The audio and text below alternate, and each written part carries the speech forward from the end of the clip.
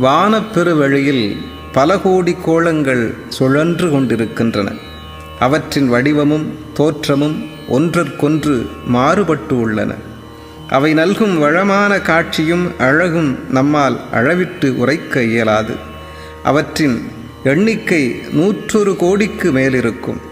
ஒரு வீட்டின் கூரையில் இருக்கும் சிறு சந்தின் வழியே உள்புகும் சூரியனின் ஒளிக்கதிரில் நெருங்கிய அணுக்கள் போல, தூசு வட்டமிடும் அத்தூசுகளைப் போல வானவெளியில் பல பல கோள்கள் சுழல்கின்றன. அக்கோளங்கள் அனைத்தும் தூசுகள் என்று கூறும்படி உருவத்தால் பெரியோனாக உள்ளான் இறைவன். அவன் எண்ணற்ற பிரமாக்களையும் அவர்களின் மிகுதியாக அவர்களின் தோற்றத்தையும் நிலைபேற்றையும் நீக்கத்தையும் செய்பவன்.